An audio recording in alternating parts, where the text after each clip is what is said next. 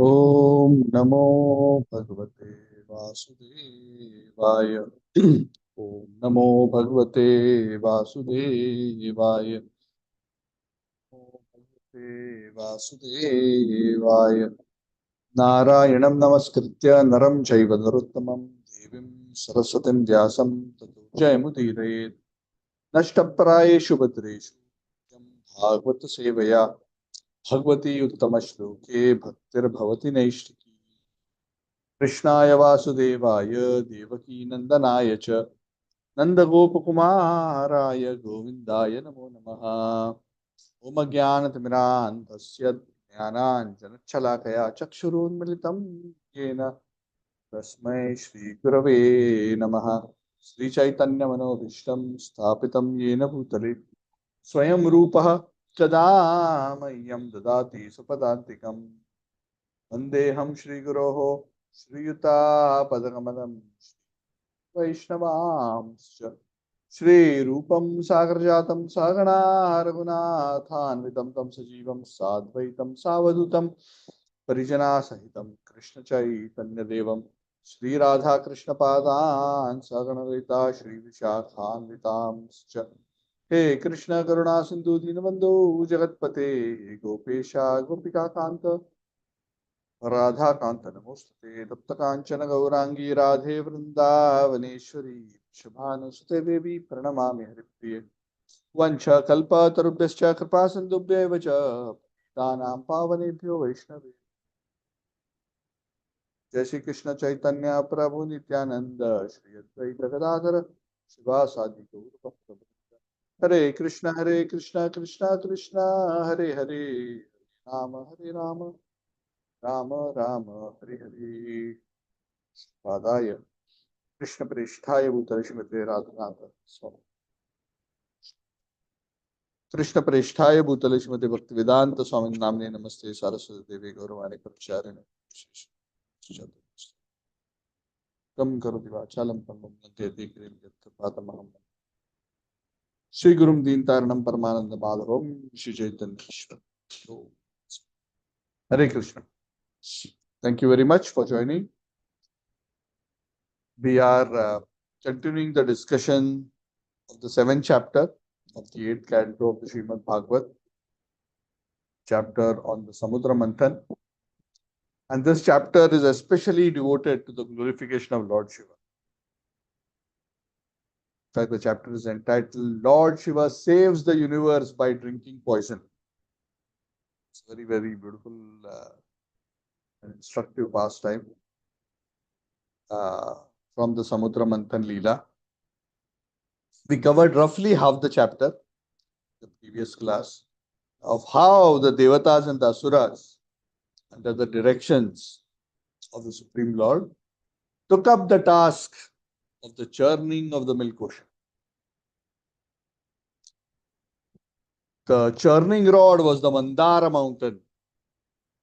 The rope was the Vasuki snake, the king of the snakes, the Raja of the snakes from the lower planets. He had to be bribed. We will also give you some Amrit. In this material world, nobody exerts himself unless there is something to gain. So in this material world, pure love exists only at the platform of transcendence. Otherwise, everyone has something or the other to gain.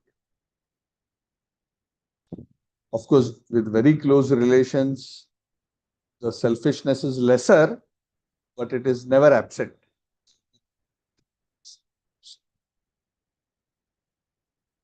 That's what it said. Prabhupada would say, Ati Bhakti Chorera Lakshan. If somebody is being too devotional or too nice to us, logically, the first question we should ask is, what does he want from me?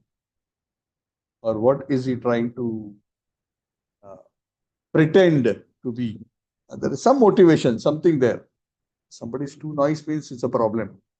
Especially a person who's usually we know not like that. They are being too nice. So, and that is the practical reality of the material world. We're not pointing fingers at others. The whole world is like that, to different degrees. Some are more, some are less. That's why without transcending the material realm, transcending the three modes, it's not possible to come to the platform of. So anyway, Vasuki came in and then the beautiful trick by Lord Ajita, who first held the portion of the head of Vasuki. The demons immediately protested. Hey, no, no, no, no. You all hold the tail. We will hold the head. We are so qualified. We are this, we are that. And that was a wonderful trick by Lord Ajita. And when they complained and protested, the Lord said, okay, okay, no problem. No problem. So they all went to the tail, not realizing that this was a trick. As the churning started, Vasuki, whose body was being dragged and roughed up as it was rubbing against the hard mountain sides, he started breathing out smoke and fire. The demons were dying and the smoke was coming. It was a very terrible situation. Probably that is when they realized. But they couldn't complain. How to complain? Because they themselves had brought that upon themselves. So the Lord is so smart, even when he tricks, he does tricks in such a way that demon cannot blame the Lord. Oh, you cheated, you cheated. The Lord said, fully asked, I was going. The Lord knows every crooked person's nature so well that the Lord will always outsmart them. That's why the Gita says that uh, chalam dyutam chalayatam asmi. Of all the cheats, I am gambling. So nobody can cheat the Lord. If somebody thinks they can cheat the Lord and they are thinking they are getting away by cheating the Lord will cheat him in such a way he'll not even realize what has happened. And in such a way that he cannot even point finger to the Lord.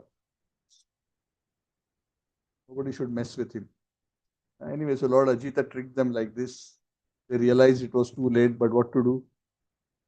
But the smoke was so powerful. It was even the smoke coming from the hoods of Vasuki was so disturbing that it was also disturbing the Devatas. But the main casualties were the demons. And they continued their journey for a long time, very laborious task. So looks like even in the heavenly planets, not that everything comes easy. And we are so excited, want to go to the heavenly planet. So nice. But when we go through Bhagavad and the Puranas, n number of times the Devatas have been driven out from heavenly planets. The Asuras have taken also. How many times have we been driven out of our homes this life, if you can say? Yes, probably we don't have that much opulence, but so material world is like that. Material world is like that's why the great souls and the acharyas say don't get too excited about higher planets. Yes, there is a higher standard of sense enjoyment, but no place is without kuntha. Without kuntha means without anxiety. More opulence, more enjoyment also means more attachment. And it also means when that attachment is snatched away, more suffering. So material world is always kuntha. And what we want is Vaikuntha. Where there is kuntha? No kuntha. Vaikuntha. Where kuntha? No kuntha. Where? All wonderful bliss. No kuntha. Padam padam yad vipadam natesham. That is why those who are learned, great devotees of the Lord, they want to go to that place where padam padam yad vipadam na tesham. They don't want to be in the place where at every step there is danger. Even across the whole Samudra Manthan, every step danger. It's not that the Lord came and he gave darshan, he gave instruction. Oh, now we may typically think, now everything will be smooth after this. No. It's not that the Lord came and gave the whole kingdom back in their palms. Cliff Mountain. They got crushed by the Mandar, then the Lord saved them from there, then they didn't know how to churn, then the Lord had to arrange for Vasuki, then they started to churn, the mountain sank. Lord came as Kurma, lifted it up. It was wobbly, cannot churn. Problem after problem after problem. The Lord came up again on the top of the mountain and supported it in his form as Ajita. Supported from down, supported from top. The Lord's help is so essential. Problem after problem. It didn't stop. Even after that, of course, the demons faced a bit more problems because they chose the wrong side to pull. But even after that, there were a major problem which was about to come, which is what this part of the chapter starts. What was that? As the churning, once the stabilization of the mechanism was done, the churning started happening very nicely. They were very exhausted, but they were working hard, not out of devotion. Amrit, want kingdom back. So we as devotees are actually supposed to work exclusively for the Lord's pleasure. But just because somebody is working very hard doesn't mean always that he's working exclusively for the Lord's pleasure. Even the devatas, they are all karma mishra. Not all, but majority of them are karma mishra bhakta. They are bhakta, but I also want my part. I also want my enjoyment. I will serve the Lord and the deities, but please keep and pack some Mahaprasad for me separately so that after my seva I can touch. Nobody should. This is all for me. The sweets are for me. The samosa is for me. Sweet rice is for me. So pure bhakti, ananya bhakti, bhakti without expecting anything, bhakti which simply wants to give pleasure to the Lord is a very high standard. Of course, we want to work for that because that is when real satisfaction comes. But that is not a very easy attainment. Bhukti mukti siddhi kami sakale ashanta Krishna bhakta nishkama.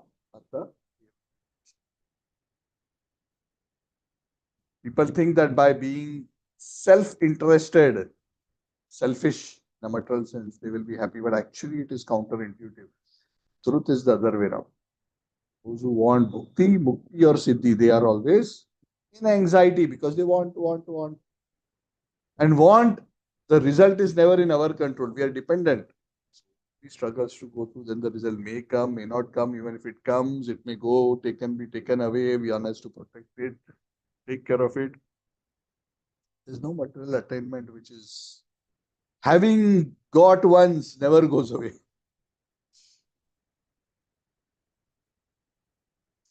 The biggest proof is at the time of end of life. No matter what we do and no matter what we protect throughout our life, in one moment, everything finish, reset button. Because nowadays computers are much more resilient, but in olden times, for those who are 40, 50 years or more, olden times, there was no auto save and all those features. If the power went off on a 286 personal computer, in the middle of your typing of your document or your code, lost, everything gone if you had not saved.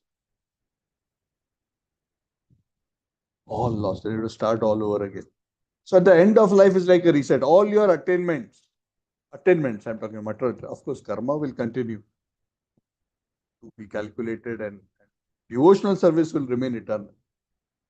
All your attainments in terms of your material position, knowledge, wealth, relationships, fame, snap. It's all gone.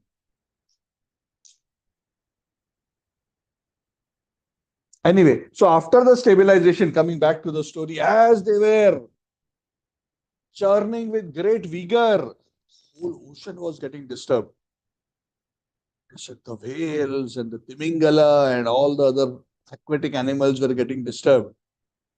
Churning was so ferocious. They built up the momentum. They were waiting, now Amrit will come, now Amrit will come, now Amrit will come.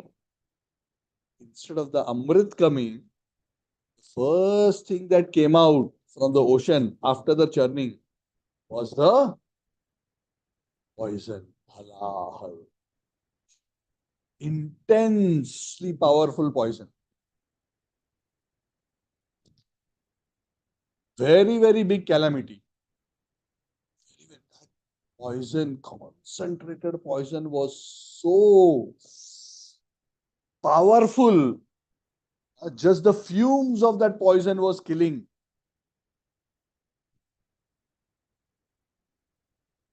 the devatas and the demons.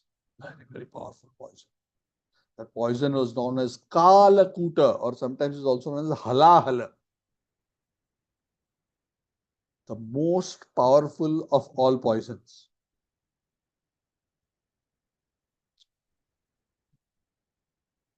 When that came, everyone was so disturbed they didn't know what to do. They were expecting, now we are churning so nicely, now nectar will come. But instead of nectar, what came? Poison. Similarly, when we take to the process of Krishna consciousness with great enthusiasm,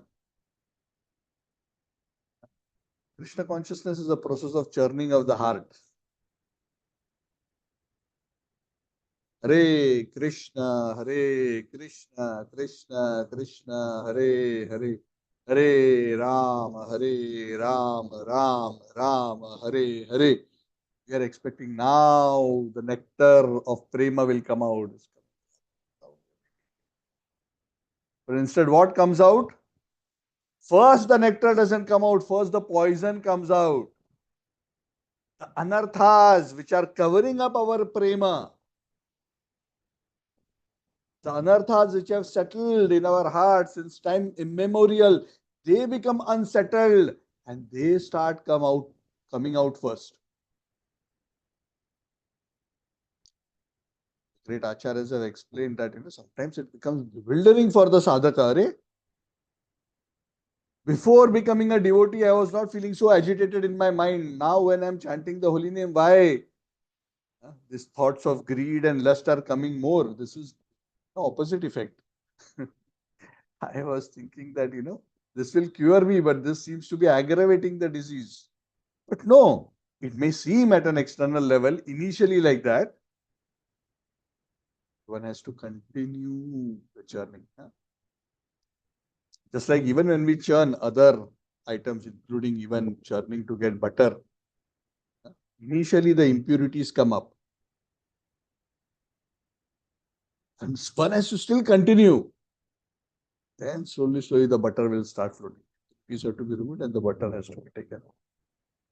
But first the impurities get removed. That is the process. If you want gold, you have to take the ore, but you cannot just directly use the ore. You have to first take out the impurities from the ore so that the gold remains.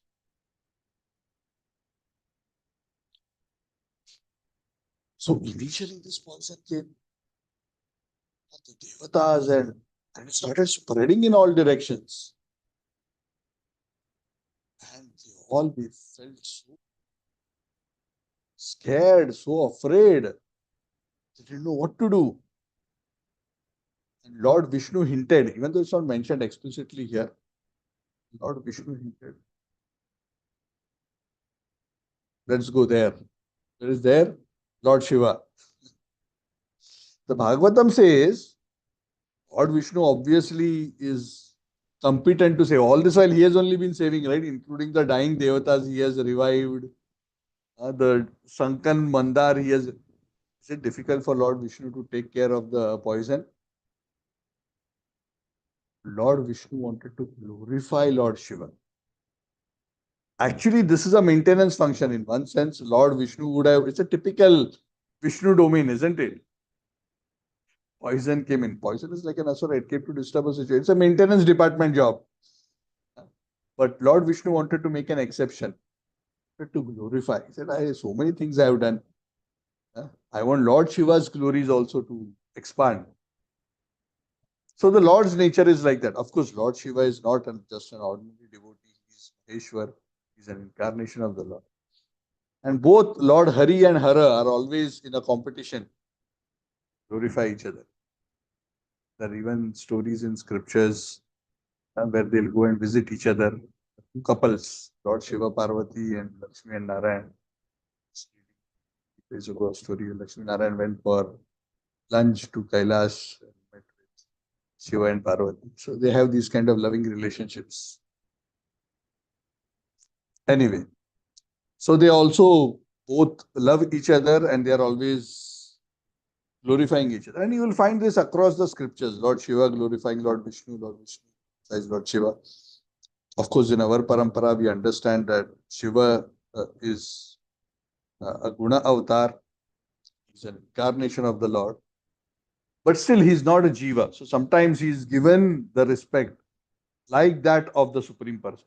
In one sense, he's the Supreme, but he's a specific manifestation of the Supreme, huh, who is in contact with the modes of material nature for the purpose of managing the affairs of this world. Prabhupada explains very nicely. He says, when Krishna says in the Bhagavad Gita, Aham bija pradapita, in the context of this material world, that I am the seed giving father in this world.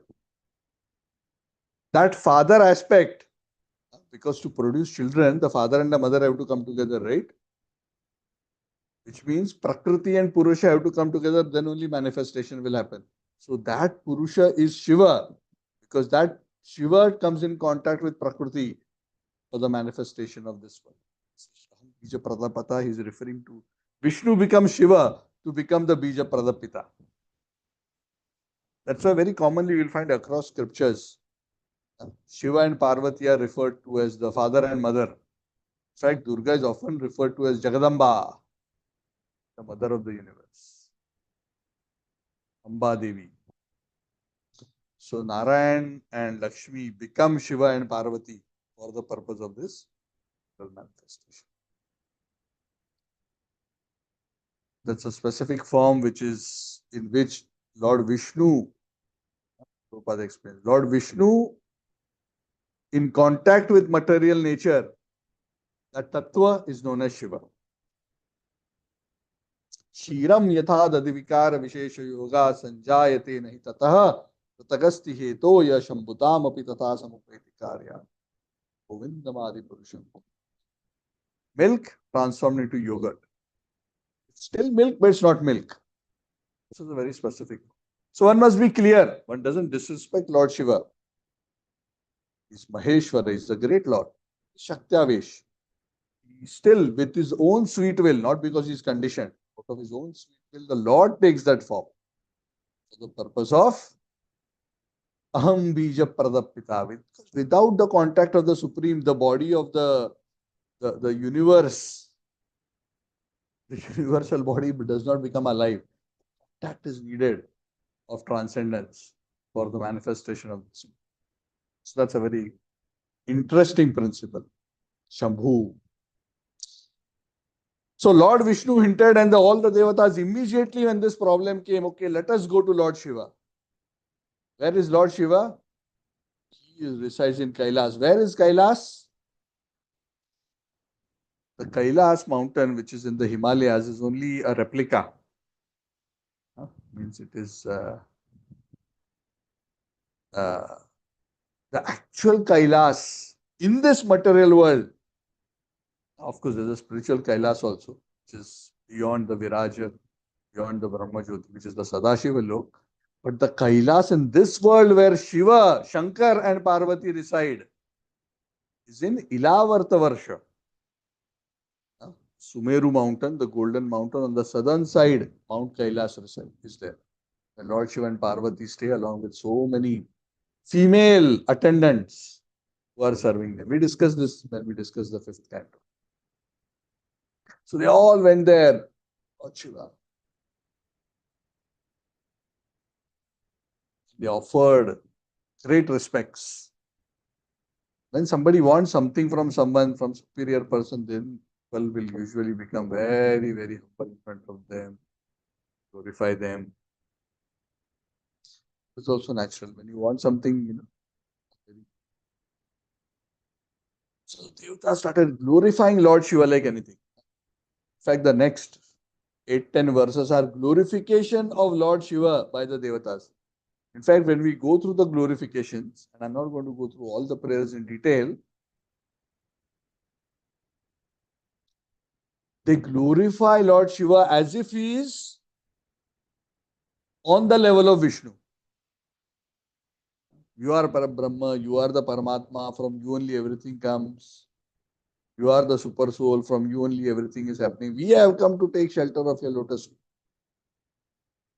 And they glorify him in various ways. They even give a description of Lord Shiva, Vishwarupa, just like we say Lord Vishnu's different parts of the aspects of the universe compared to different parts of the body of the Vishwarupa.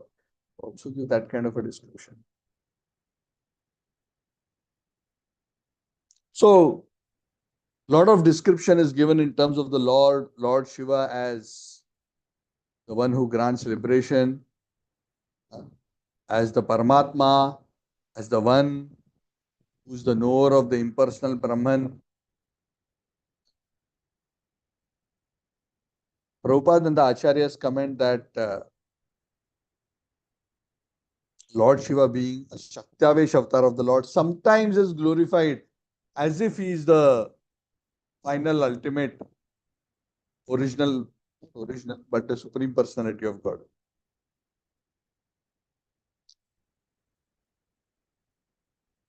Correct? Just like sometimes, a minister may come, but we may glorify the minister as if he is the government. So that kind of a glorification is given. That you are managing everything. All these things are being manifest. You are the cause of all causes. You are the self-effulgent, the achintya, the impersonal Brahma Jyoti. From you, so many potencies are manifest for the management of this material realm. So a lot of very exquisite glorification. You are the three Vedas personified. And so on and so forth. So after this very beautiful glorification of Lord Shiva, there's one, as they actually request Lord Shiva as to why they have come.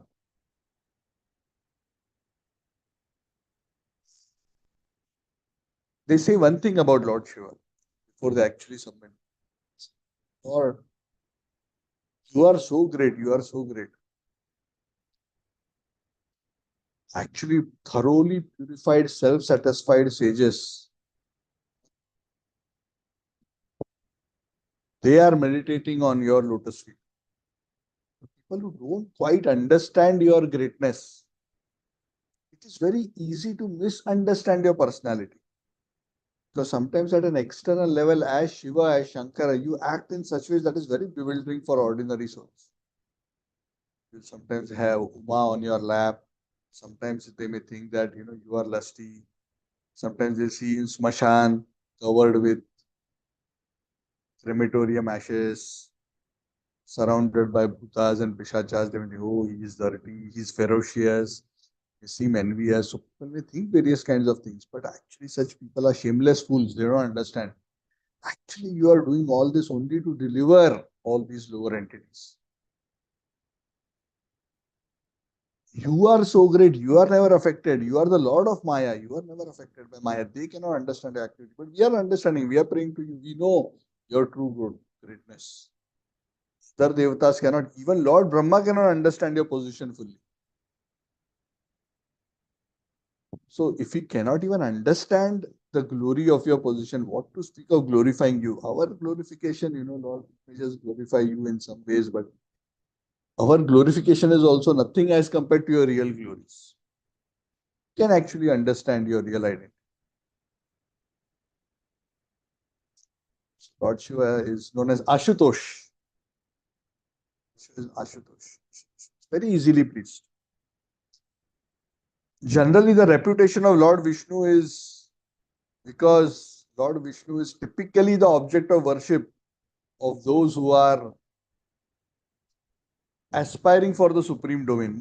Because ultimately, Mukti Pradata Sarvesham Vishnu Revanasam. To transcend, the best personality to worship is Vishnu. Lord Shiva can grant liberation, but it is said it requires Lord Vishnu's sanction. Lord Shiva doesn't grant the independently.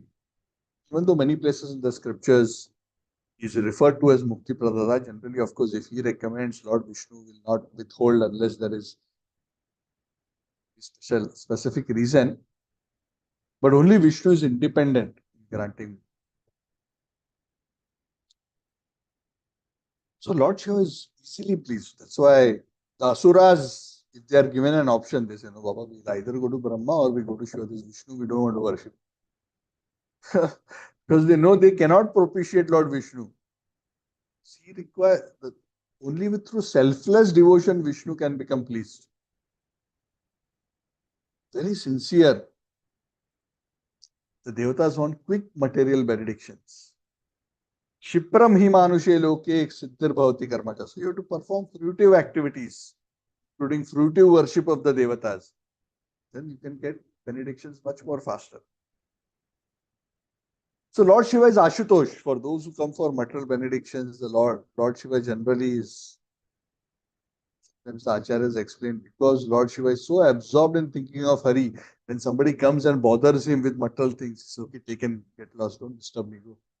Chanting the holy name, Ram, Ram, Ram, meditating on Sankarshan. Don't bother.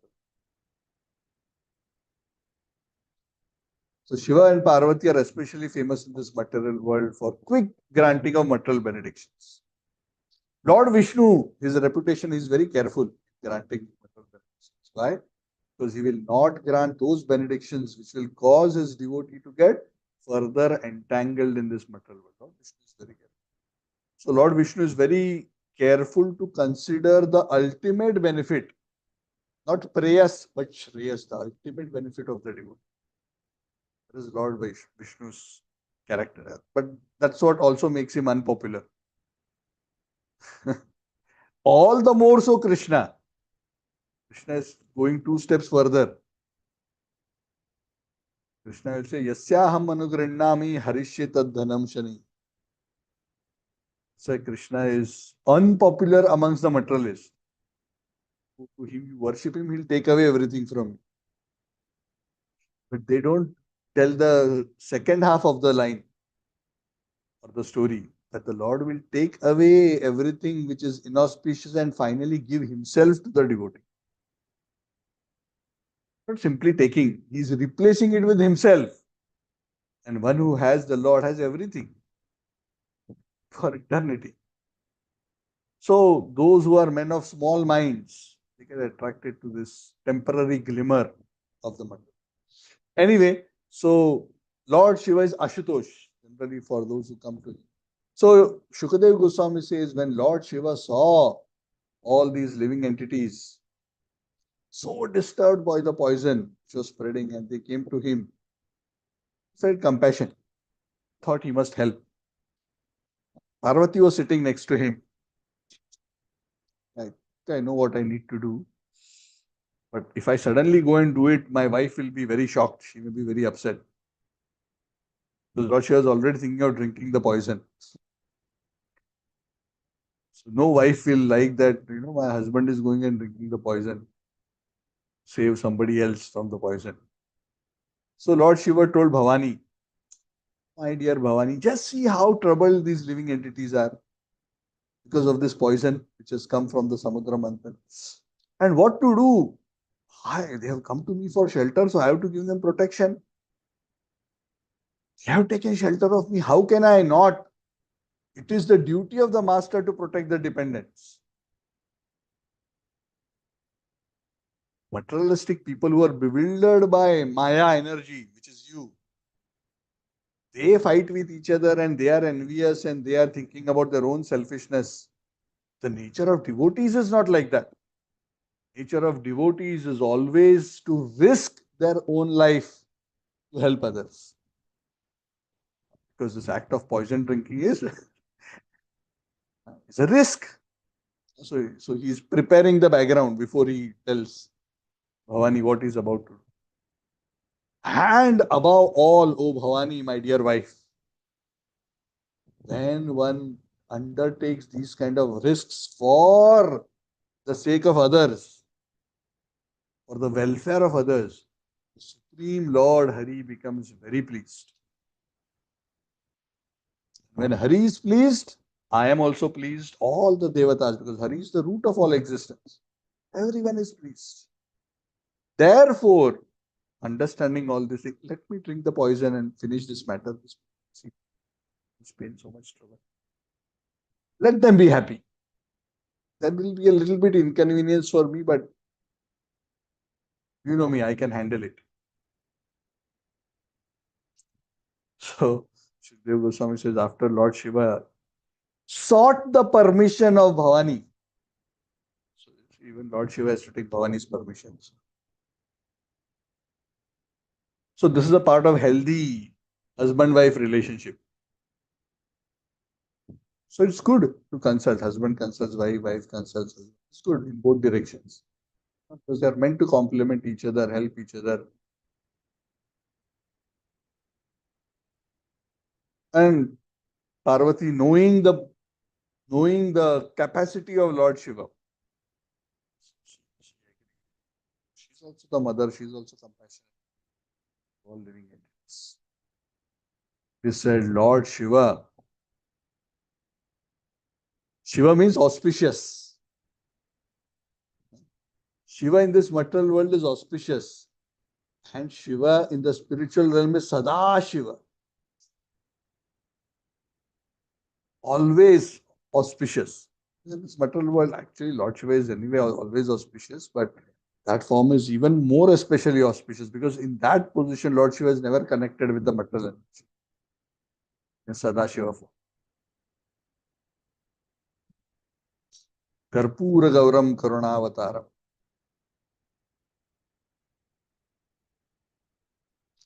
Lord Shiva's complexion is actually very whitish, is very fair. He is often shown as blue. Lord Shiva is not blue. Lord Shiva is fair. Karpura Gauram, like Karpura. What he did, he came to the milk ocean, he gathered all the poison. Poison spread everywhere. Gathered that huge quantity of poison. And what he did with his powers, condensed and compressed it into a quantity which fitted into his palms. How he did it, we don't know. He has the power to do. He gathered everything. Probably like sometimes in the ocean there is an oil spill from a tanker and oil everywhere. The ocean of milk was scattered full of poison. He gathered everything together in his palm, compressed it into high. So, first of all, it was already poison. On top of that, he condensed it, made it highly concentrated poison. And he started drinking it. Without any fear, without any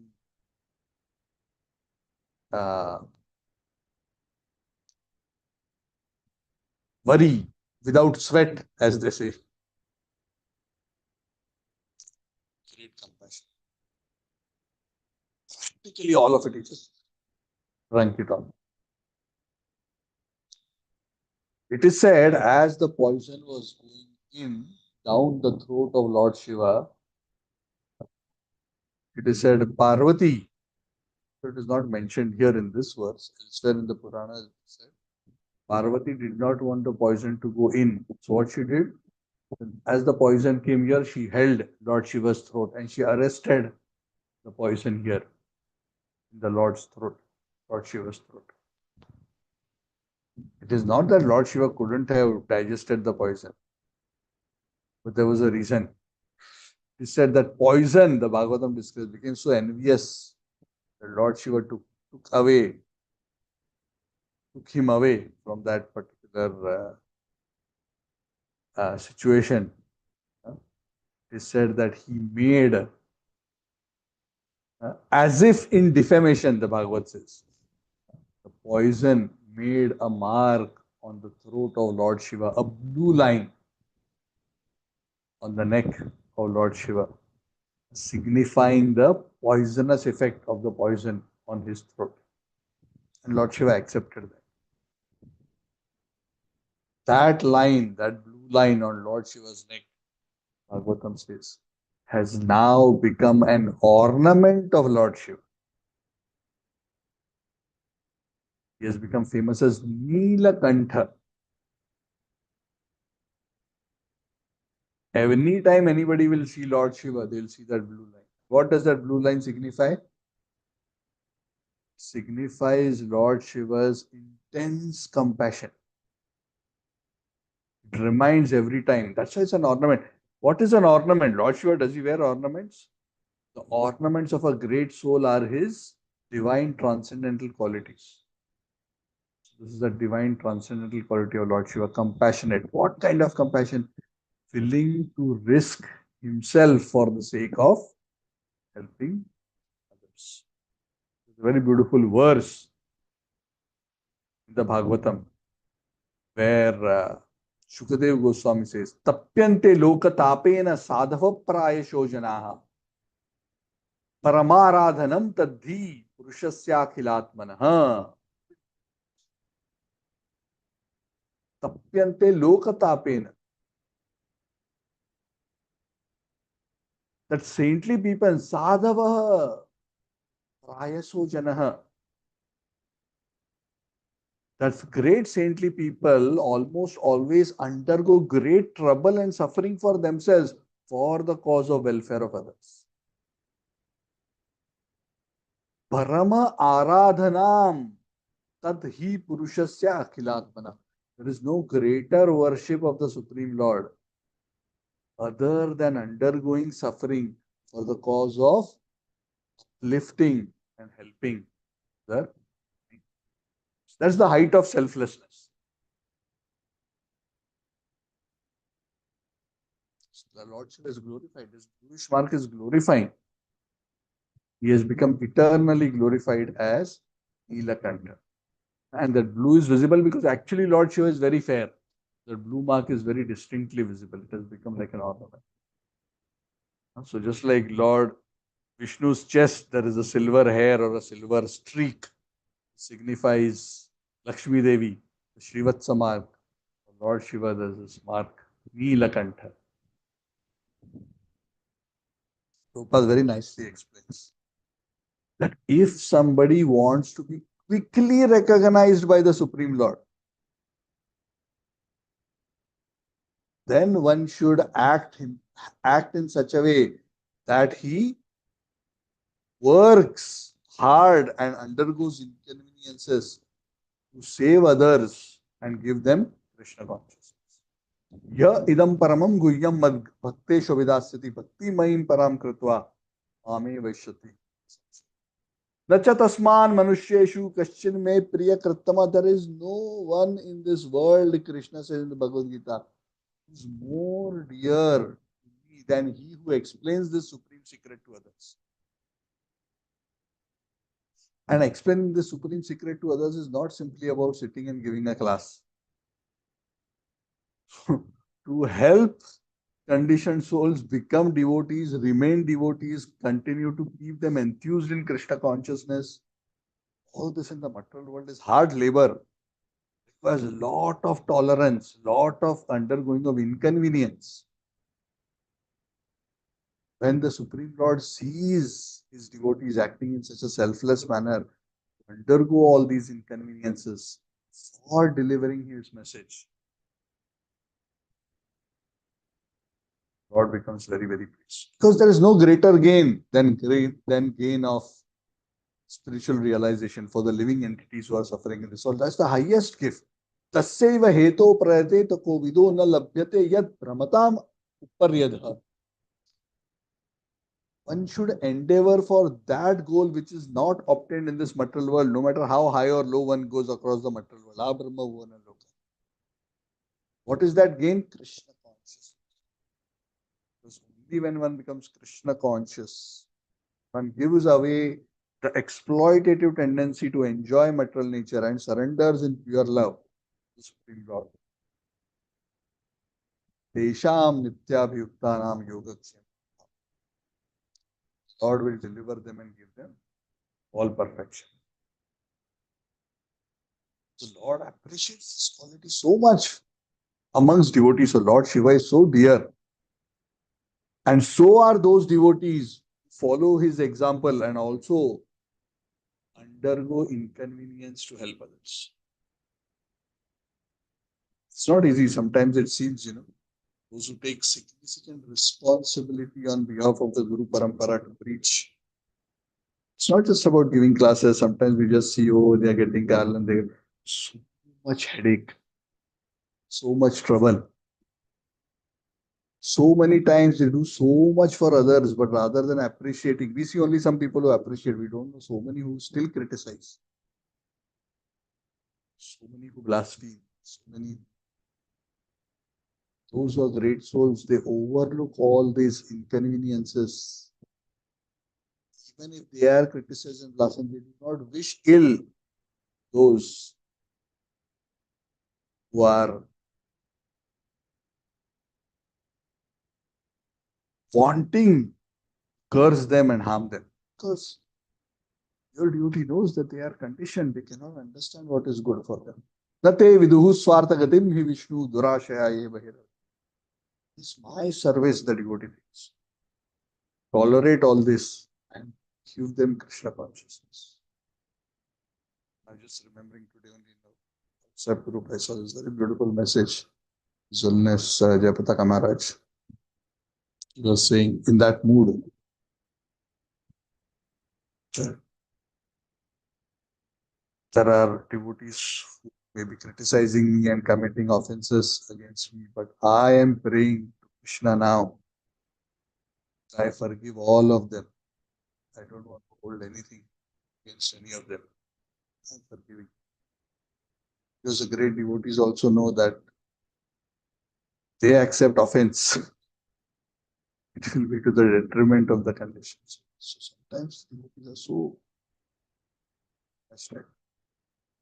So, never mind, I forgive you. Let it not be an obstacle. Let your offense to me not be an obstacle for you.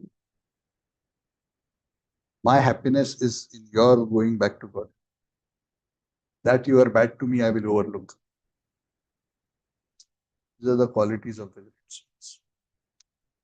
Prabhupada says in the purport that this is also the quality of the Lord.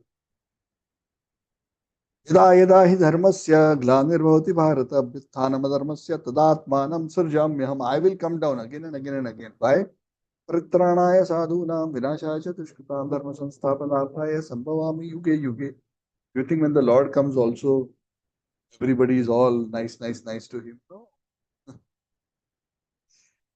Material world, he also has his fair share of, more than fair share. Imagine, you can be more perfect than Ramachandra in character. Even after everything, one of the Ayodhya Vasis himself became his critic, the washerman. That is the nature of the material world. So both the Lord and the Lord's pure devotees are always willing to work, deliver the conditions. They are finding excuses how to make sure that we can somehow push this. And that is why such devotees become. Bhagavatam, this particular chapter says that when everyone came to know about this wonderful act by Lord Shiva, everyone started glorifying Lord Shiva's character. Oh, Bhavani, Lord Brahma, Lord Vishnu, all the great Prajapatis and all the Devatas started glorifying. The chapter ends with one additional piece of information. What is the additional piece of information? When Lord Shiva was drinking the poison, one drop, because his palm was so full, one drop fell down. That drop, small drop, because it was such a condensed poison, it is said various kinds of poisonous scorpions, cobras, and other poisonous plants. They took a little bit of that poison which dropped from Lord Shiva's palm. And that is how all these other living entities derived their poisonous, their ability to hold poison. They took a little bit from that halahal, one drop, which came after it fell from the arms of Lord Shiva. So, Nilakanta Bhagavan ki, Lord Shiva is very kind. So, the Lord, his own example, and the great devotees also by their own example are showing us is the character we should strive towards. This is the character that makes us dear to them.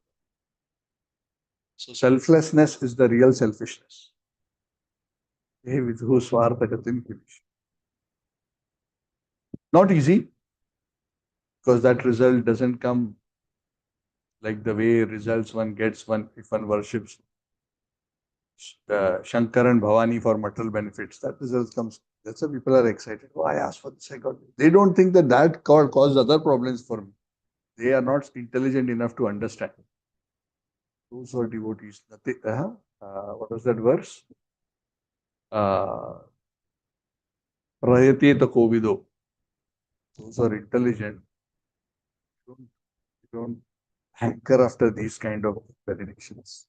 Hanker for the ultimate destination, having attained which helps.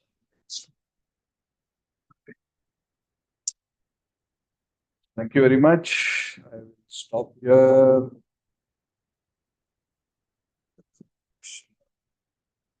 Few minutes.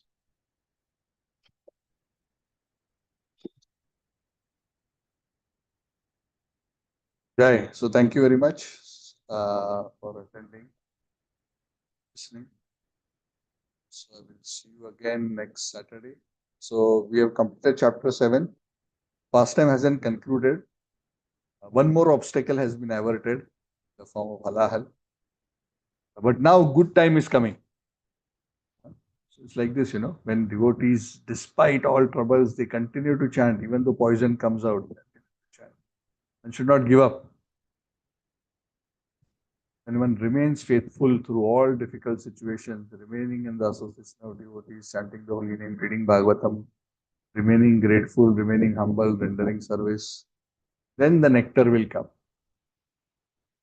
And once the nectar comes, then one feels, oh, this was worthwhile waiting. Because in front of the nectar of pure devotional rasa, love for the Lord, this glimmering, hollow but attractive, illusory pleasures, they are immediately seen to be so insignificant. Actually, one of the first things that happens when a devotee starts making advancement is first, even before he can taste much higher things, first he starts realizing how flickering, insignificant all these material joys are, material attainments are. That's why even a person after little purification doesn't even hanker for the heavenly planets. Like some great souls have said that accidentally, because he has some material desires, if accidentally a devotee reaches the heavenly planet because of mixed devotion, when he reaches there, he is there thinking, oh, why did I end up here? What a waste of time. Better I would have been on earth than I would be in the temple with the devotees and serving, and so much time I'm wasting here. I would have gone back to Godhead in that time. That's how a devotee thinks. So futility of material existence. But then until one has a real taste of Krishna consciousness, that tendency to fall down back into material nature is still there. When one actually develops ruchi and then develops asakti, bhava and prem, then that realization of that higher taste, once it becomes stabilized, material temptations are so clearly seen as so insignificant and hollow and illusory. We no longer disturb the mind of the satisfied sage. Krishna explains this state very nicely in the Bhagavad Gita, where he says, just like so many rivers flow into the ocean, but the ocean never overflows. Why? Because the ocean is full. The heart is full of prema. All these rivers of material desires come, they don't disturb the ocean.